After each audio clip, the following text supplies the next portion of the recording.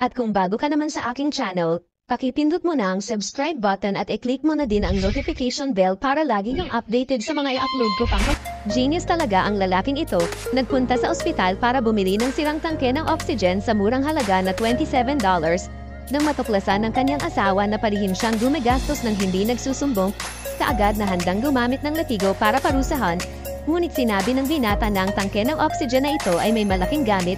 Matapos makumpleto ang pagsasaayos, hindi pa huli para makita ang mga epekto.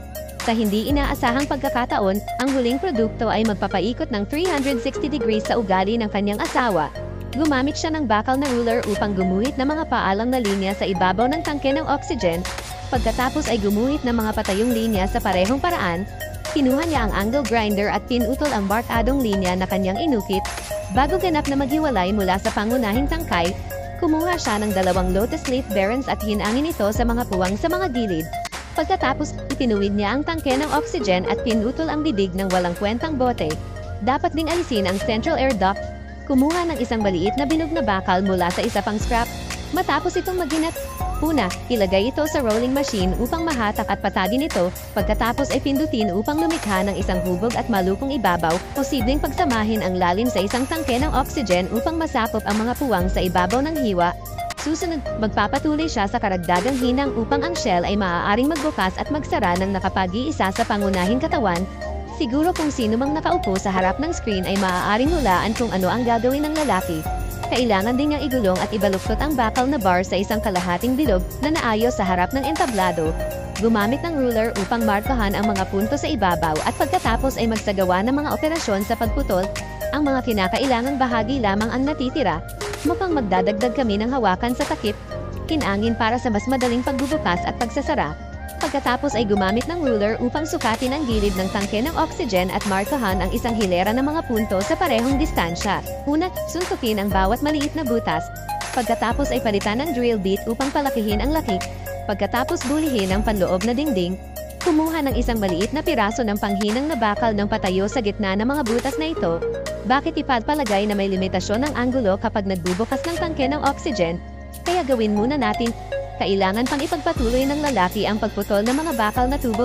I-customize ang isang hanay ng mga may hawak para sa tangke ng oxygen na ito. Una, igulong at ibaluktot ang bakal na tubo. Batay sa aking maraming taon ng karanasang gawa sa kamay, pinagsama niya ang mga ito sa inaasahang pattern. Panghuli, hinangin ito sa hugis upang mabuo ang bracket. Ang ilang mga beam ay kailangang konektado sa pagitan ng 2 kalahating bilog. Para tumaas ang katatagan, parang ginawa itong upuan. Dahil napakabigat ng kalawang sa bakal na tubo, kailangang maglagay ng patong ng pintura upang maiwasan ang oksihenasyon. Ang maliliit na apoy ay magpapatuloy sa pagpuputol sa likod ng tangke ng oxygen. Pinahusay na silang ng gilid ng exhaust port. Ang natitirang maliliit na butas ay natatakpan ng panghinang. Ang isang piraso ng kahoy ay pinutol at inilagay sa isang stand upang makagawa ng isang simpleng tabletop. Ang tangke ng oxygen ay maaaring ilipat sa ibabaw at suportado sa gitna na parang para sa kanya. Ang pag-transform sa isang outdoor grill ay ang ideya ng isang dayuhang artista. Ang pag-ihaw ng karne sa bakuran ay hindi masyadong maginhawa. Mabilis na itong ginamit. Tamang-tama ang butas sa likod para sa paglalagay ng skewer ng bakal na karne sa ibabaw ng mga uling.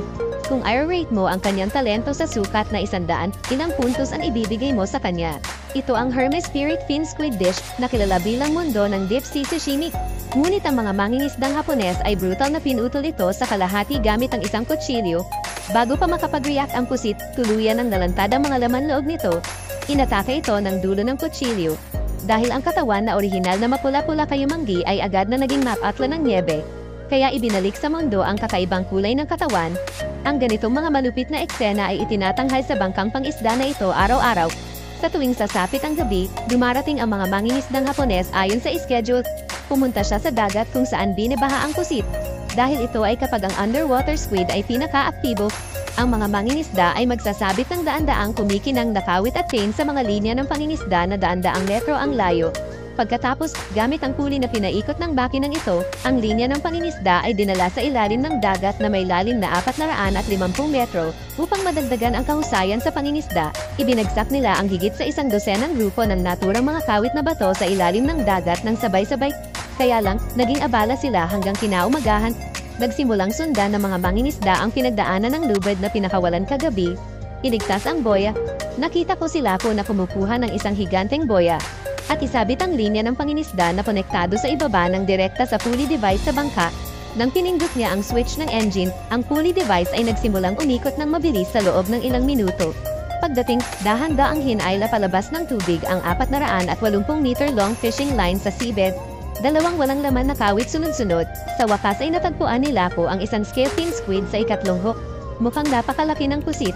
Nang makita niya ito ay agad niyang ginamit ang kawit para hilahin ito papunta sa kubyerta. Napagtanto ng pusit ang panganib, nag-spray ng tinta ang pusit sa photographer sa tapat. Sa sitwasyong ito, hindi lang nagalit ang photographer kundi natawa rin. Anyway, ito ay normal para sa kanila. Ang pusit na ito ay tinimbang, ito ay tumitimbang ng 12 kilo. Ang laki ng palikpik lamang ay mas matangkad kaysa sa mga palad ng photographer. Sinamantala ni Lapo ang pagiging bago ng pusit na ito, inilabas din ni Lapo ang kanyang kutsilyo at naghanda agad na hawakan ito.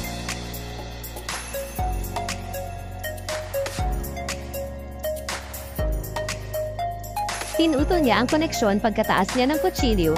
Dahil sa nerbiyos sa katawan at ulo, magaling niyang hinawakan ang ulo ng isda.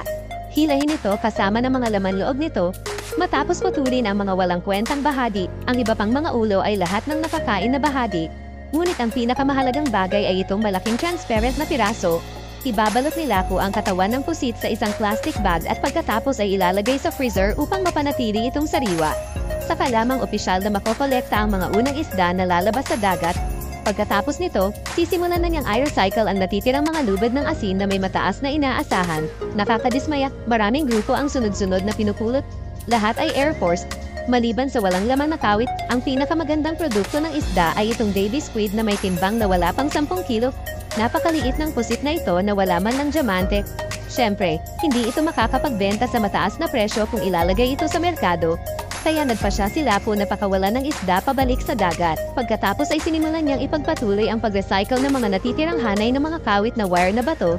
Marahil ang pagpapakawala sa maliit na nilalang ay nagdudulot ng swerte. Maya-maya lang ay naramdaman niya ang malakas na paghila sa tali sa kanyang kamay. Nang tumingin siya sa ilalim ng dagat, natuklasan niya na may isa pang pusit na nakasabit kaya't sabik niyang kinuha ang kawit at inihanda itong hilahin sa kubyerta. Nang makita niya ang eksenang ito, nagpupumigla siya. Nagsuka pa ng malaking halaga ng tinta. Sa kasamaang palad, sa bandang huli ay hindi ito nakatakas sa kapalarang mahuli. Gayunpaman, hindi pa tapos ang swerte ni Lapo. Sa sandaling hinayla niya ang isda sa kubyerta, lumitaw ang pangalawang pusit sa ilalim ng dagat. Gaya nga ng kasabihan, magkapares ang magagandang bagay. Natuwa si Lapo at agad na ginamit ang kawit para hilahin ang isda papunta sa kubyerta. Magkapareho ang timbang ng dalawang pusit, mga 20 kilo. Gumamit siya ng malinis na tubig para hugasan ang mga mantsa ng tinte sa kanilang mga katawan, hinugot ang kanyang pantalon, at inilabas ang kutsilyo. Direktang gupitin ang mga ito sa dalawa. Naputol ang nerbiyos ng dalawang pusit. Matagumpay nilang naibalik ang kulay sa mundo. Isipin na lang na ang dalawang pusit na ito ay ilalagay sa isang bakal. Tumulo din ang mga luha sa gilid ng aking bibig. Hindi kailanman nakakita ng tulad ng isang malikhaing kahoy na kalan bago. Ang pamamaraan ng pagtula ng ladrilyo ay hindi lamang malinis at malinis, ngunit ang firepower ay napakalakas din. Ito ay talagang praktikal sa mga rural na lugar. Nakita ko na lang siyang sinasamantala itong maliit na sulok ng dingding at nagsimulang maglagay ng mga brick. Sa ganitong paraan, maaaring magamit ang mga idle na sulok nang hindi kumukuha ng maraming espasyo. Matapos itayo ang base, una sa gitna ng harap, ayusin ang parisukat na frame, gumawa ng pinto. Pagkatapos, sa kahabaan ng istruktura ng base, magpatuloy sa pagbuo ng mga pulang brick pataas. Dito ginagamit ang luwad. Ang isang maliit na semento ay idinagdag bilang isang panali. Ang kombinasyong ito ay hindi lamang maaaring gawing mas malakas, sa parehong oras ay hindi natatapot sa pagsabog dahil sa masyadong mataas na temperatura. Ang pag-iisip ay masasabing medyo maalalahanin. Ang espasyo sa mga gilid at loob, gumamit lang ng mga sirang brick at mud block para punan ito.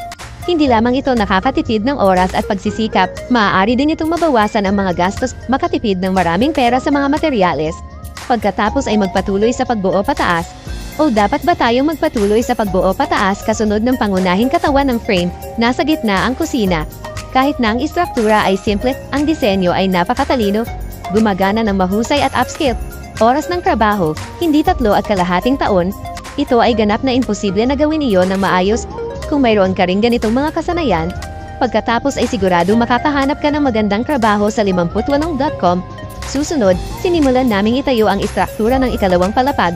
Karaniwang gumagana ang parehong bilang ang unang layer, gawin lamang ito sa parehong paraan, ngunit isasara nito ang puwang ng isang ladrilyo sa loob, ginagawang mas kakaiba ang mga layer ng modelo nito. Kasabay nito, muling kunin ang pre-prepared frame, ayusin ito sa itaas. Ito ang lokasyon ng pasukan ng kahoy na panggatong. Ipagpatuloy ang pagsasalansa ng mga bricks sa kahabaan ng frame. Gayunpaman, dapat tandaan na ang isang puwang ay kailangang nakalaan sa likod upang ayusin ang isang baluktot na tubo bilang isang interface sa panlabas na chimenea. Pagkatapos ay itinayo ang isang retaining wall sa magkabilang panig. Ang platform ay nagpapalawak sa ibabaw nito at naghihintay ng hangin. Pagkatapos ng pagpapatuyo at pagpapatigas sa natural na hangin, ay kanekta ang tambucho sa kalan at ilagay ang isang piraso sa loob ng kusina bilang isang partisyon. Sa puntong ito, ang pangunahing istruktura ay karaniwang na kompleto. Susunod ay install ang fire damper sa frame, maglagay ng angkop na bakal na plato sa itaas. Ito ay hindi lamang maganda sa hitsura, ang pagluluto ay dapat malinis at malinis. Isang simple at eleganteng kahoy na kalan. Ano sa tingin mo? Perfect score na 100, ilang points ang ibibigay mo? Kung gusto mo, i-click ang at sundan. Magbahagi ng mas maraming malikhaing produkto araw-araw.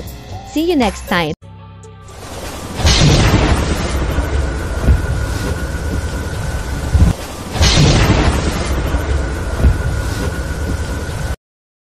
At kung bago ka naman sa aking channel, pakipindot mo na ang subscribe button at i-click mo na din ang notification bell para lagi kang updated sa mga i-upload ko pang mga videos.